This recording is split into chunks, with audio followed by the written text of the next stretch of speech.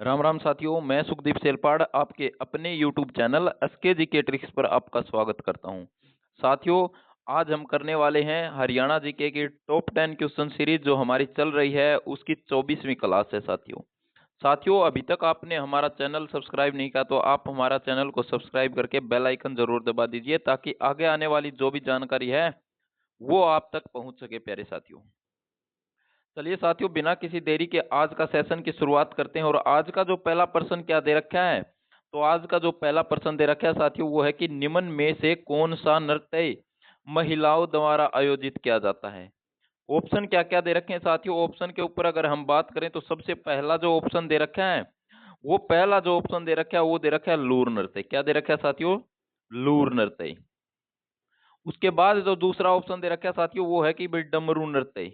उसके बाद है मंजीरा नृत्य। और उसके बाद अगर मैं बात करूं तो साथियों वो है इनमें से कोई नहीं।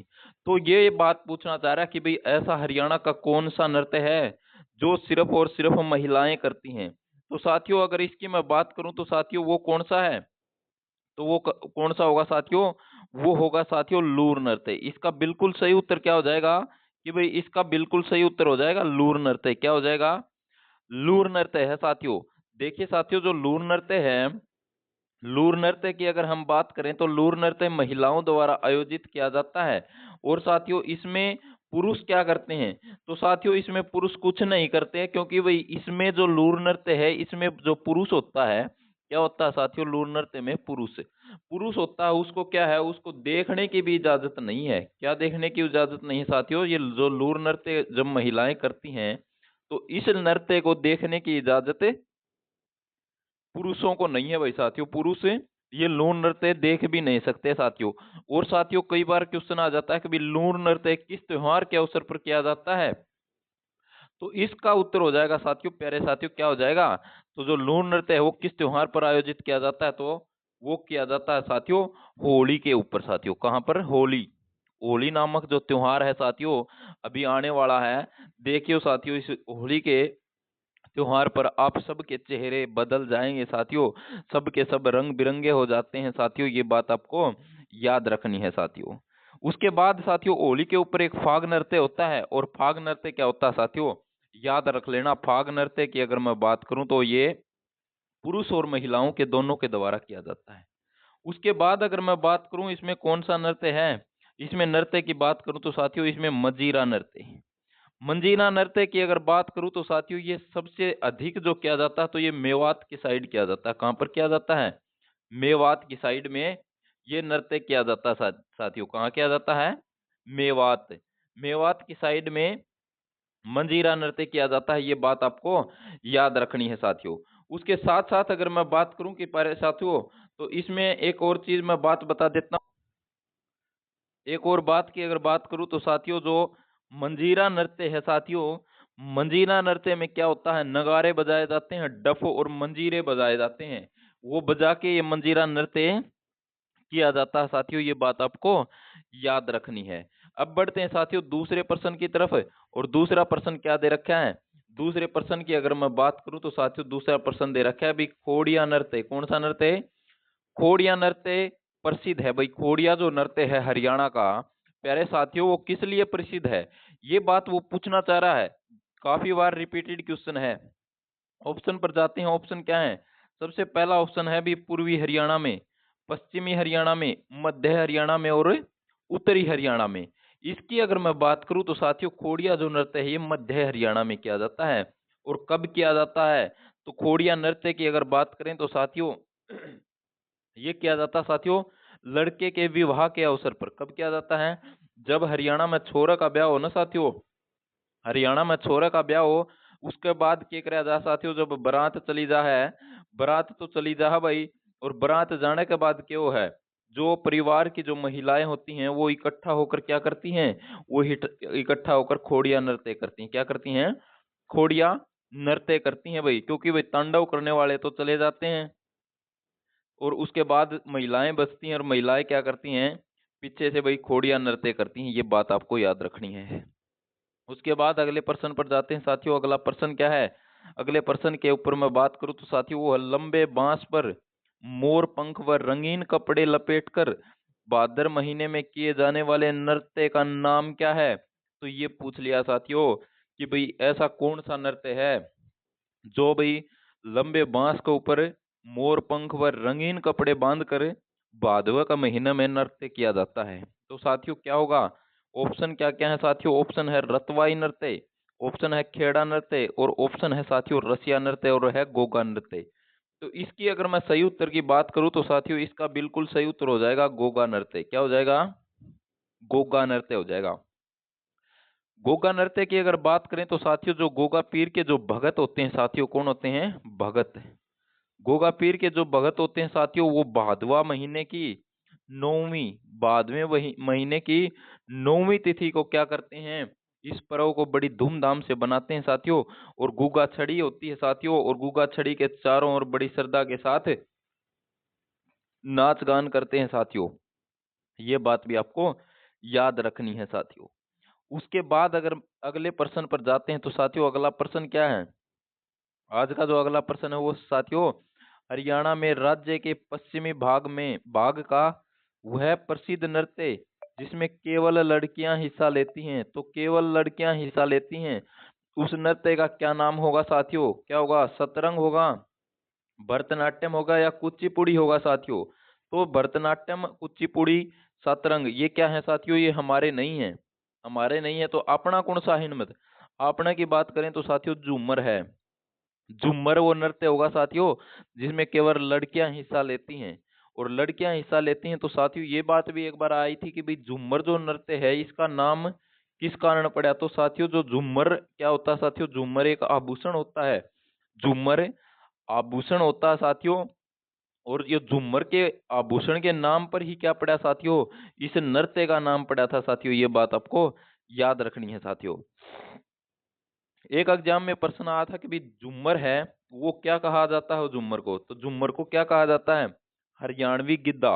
हरियाणवी गिद्धा के नाम से कौन सा नृत्य प्रसिद्ध है जिसमें केवल लड़कियां हिस्सा लेती हैं? तो साथियों उसका नाम होगा हरियाणवी गिद्धा का झूमर। ये बात आपको याद रखनी है साथियों। कुचिपुड़ी की बात करें तो साथियों ये आंध्र प्रदेश का होगा। ये बात भी आपको याद रखनी है। अब अगले प्रश्न पर जाते हैं साथियों। अगला प्रश्न क्या दे रखा है? अगला प्रश्न दे रखा है कि भाई डमरू का बड़ा रूप क्या है? इन्होंने दे दिया भाई डमरू का बड़ा रूप क्या है। तो डमरू का जो बड़ा रूप है वो क्या होगा? डमरू का जो बड़ा रूप होगा साथियों वो होगा डेरू। क्या होगा? डमरू का बड़ा रूप क्या होगा साथियों? डमरू का जो बड़ा रूप होता है वो होता है डेरू साथियों। ये बात आपको याद रखना है साथियों। अब बात करते हैं कि भाई डमरू, तो डमरू क्या है भाई साथियों? ये एक सामान्य आकार का होता है और क्या है साथियों? लकड़ी से बना होता है साथियों ये, और खाल से बंधा होता है। इसका प्रयोग भाई क्या कड़ा कड़ा कराया जाए तो इसका प्रयोग की अगर बात करें तो साथियों गोगा जो नृत्य होता है उसमें कराया जाता है साथियों। ये बात आपको याद रखनी है साथियों। और इसका जो प्रयोग है साथियों वो मदारियों के द्वारा किया जाता है। ये बातें आपको बिल्कुल अच्छी तरह से अपने दिमाग में बसा लेनी है साथियों, ताकि आगे जो भी प्रश्न इस तरह का आए उससे आप मार न खाओ साथियों। उसके बाद हम बात करते हैं साथियों अगले प्रश्न की। अगला प्रश्न क्या है साथियों? अगले प्रश्न पर हम जाएं तो अगला प्रश्न है भाई कृष्ण लीला निम्नलिखित में से किस संगीतकार की रचना है? तो कृष्ण लीला नामक जो रचना है वो किसकी है? ऑप्शन क्या क्या है? ऑप्शन है साथियों गोवर्धन शाश्वत, कृष्ण गोस्वामी, हरदेव, और बालक राम। तो इसका जो सही उत्तर हो जाएगा वो हो जाएगा साथियों क्या हो जाएगा? वो हो जाएगा गोवर्धन शाश्वत। क्या हो जाएगा? गोवर्धन शाश्वत। कृष्ण लीला नामक जो रचना है वो गोवर्धन शाश्वत की है। इसके साथ साथ कृष्ण लीला के अलावा गोवर्धन शाश्वत की जो रचना है साथियों वो एक महाभारत भी है। और उसके साथ अगर बात करें तो दुल्ले भी है। क्या है? दुल्ले और महाभारत ये किसकी रचना है? ये गोवर्धन शाश्वत की है साथियों। ये बात आपको याद रखनी है साथियों। ऑप्शन नंबर 2 में दे रखा है अभी कृष्ण गोस्वामी। कृष्ण गोस्वामी की अगर बात करें तो साथियों इसकी जो रचना है वो क्या है? रचनाओं की अगर मैं बात करूं तो साथियों इसका बुद्धामल एक रचना है। कौन सी रचना है? बुद्धामल। बुद्धामल। बुद्धामल किसकी रचना है? तो साथियों कृष्ण गोस्वामी की है। बुद्धामल के अलावा हम बात करें तो दिलावर भी एक इनकी रचना। कौन सी रचना है? दिलावर। दिलावर। दिलावर भी कृष्ण गोस्वामी की रचना है साथियों, ये बात भी आपको याद रखना है। बिश्नोई है, गुलब कावली भी इनकी रचना है, ये बात भी आपको याद रखनी है। अब हम अगले ऑप्शन पर जाते हैं, तो अगला ऑप्शन है साथियों हरदेव। हरदेव की अगर बात करें तो साथियों, हरदेव की अगर बात करें तो इनकी रचना है एक तो हीर रांझा। क्या है? हीर रांझा। हीर रांझा एक तो इनकी रचना है, और उसके साथ साथ प्यारे साथियों जानी चोर। जानी चोर, जानी चोर नामक जो रचना है वो भी किनकी है? वो भी हरदेव के साथियों। एक एग्जाम में क्वेश्चन आया था कि भाई चंद्र किरण निम्न में से किसकी रचना है, तो चंद्र किरण जो रचना हुई है साथियों वो भी हरदेव की होगी साथियों। किनकी होगी? हरदेव की होगी साथियों। उसके बाद जो अगला ऑप्शन है साथियों वो है बालक राम। बालक राम की अगर बात करें तो साथियों इनकी जो रचना होंगी तो साथियों वो होगी राजा गोपीचंद। और साथियों याद रख लेना कुंजड़ी, और उसके साथ मैं बताऊं तो साथियों याद रख लेना रामायण, और एक और याद रख लेना सिलांदे। तो ये सारा की सारी रचनाएं बालक राम की हुई हैं साथियों, ये बात आपको याद रखनी है। अब हम जाते हैं अगले प्रश्न की तरफ। अगला प्रश्न की बात करें तो साथियों वो है निम्न में से कौन एक प्रसिद्ध रागनी गायक थे। तो प्रसिद्ध रागनी गायक की अगर बात करें तो साथियों उनका नाम क्या हो जाएगा? ऑप्शन दे रखे हैं साथियों। ऑप्शन है भाई हरिवर्षन राय बच्चन, महादेवी वर्मा, सुभद्रा सुलानी चौहान और पंडित लक्ष्मीचंद। तो इसका जो बिल्कुल सही उत्तर हो जाएगा वो हो जाएगा साथियों पंडित लक्ष्मीचंद। जो साथियों प्रसिद्ध रागनी गायक थे वो कौन थे? तो वो थे साथियों पंडित लक्ष्मीचंद। और इनका संबंध की बात आ जाए तो साथियों हरियाणा के सोनीपत जिले से इनका संबंध रहा है साथियों। अब बात आ जाती है साथियों पंडित लक्ष्मीचंद की रचनाओं की। तो रचनाओं की बारे में भी काफी बार क्वेश्चन पूछ लिया जाता है। तो साथियों एक इनकी रचना है बहुत ही महत्वपूर्ण, द्रौपदी चीरहरण। कौन सी है?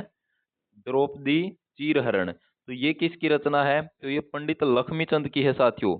उसके बाद एक किच्चक विराट आ जाए, किच्चक विराट, तो ये भी किनकी है? तो ये भी साथियों पंडित लक्ष्मीचंद की है। उसके बाद एक रचना का नाम आ जाता है शकुंतला। क्या आ जाता है? शकुंतला। शकुंतला जो नामक रचना है वो भी किनकी है? पंडित लक्ष्मीचंद की है साथियों। और नल दमयंती भी किनकी है? अनिरुद्धा भी किनकी है? तो ये सारा की सारी रचनाओं अगर मैं अभी मैंने बोली हैं ये सारी की सारी किनकी हैं? पंडित लक्ष्मीचंद की हैं साथियों, ये बात आपको याद रखनी है। आज का जो अंतिम प्रश्न है वो क्या है? वो है साथियों निम्नलिखित में से कौन सी रचना पंडित लक्ष्मीचंद की नहीं है? तो अभी मैंने बताई थी साथियों कौन सी। तो एक तो शकुंतला की बात आई साथियों, किसकी आई? शकुंतला। शकुंतला के बाद आ जाता है साथियों गोपीचंद और नल दमयंती। ये तीनों की तीनों तो किसकी हैं? पंडित लक्ष्मीचंद की हैं। लेकिन भगत पूर्ण, पूर्ण भगत है, ये रचना लक्ष्मीचंद की नहीं है। तो साथियों ये किन की होगी? तो ये जो रचना होगी साथियों ये बालक राम की होगी। किन की होगी? बालक राम। बालक राम की ये रचना होगी साथियों, ये बात है आपको याद रखनी है साथियों। तो साथियों उम्मीद करता हूँ कि आपको ये सेशन पसंद आया होगा। पसंद आए तो साथियों ज़्यादा से ज़्यादा शेयर कर देना, और अभी तक आपने हमारे चैनल को सब्सक्राइब नहीं किया तो जल्दी से आप हमारे चैनल को सब्सक्राइब जरूर कर दीजिए। धन्यवाद साथियों, जय हिंद। मिलते हैं कल एक और बेहतरीन क्लास के साथ। तब तक आप अपनी तैयारी बहुत ही बेहतरीन तरीके से करते रहिए, और निरंतर अपनी तैयारी को रखिए जारी, क्योंकि जब भी एग्जाम आए, एग्जाम का इंतजार मत कीजिए साथियों, क्योंकि एग्जाम जब भी आए तब आप बिल्कुल तैयार मिलो, बिल्कुल तैयार मिलो, और बिल्कुल अपना जो पेपर है उसको बहुत ही एक अच्छे तरीके से अपना सोल्व करके, और अपना अगला जो मुकाम हासिल है साथियों नौकरी वाला, वहां तक आप पहुंचे साथियों। जय हिंद साथियों, धन्यवाद।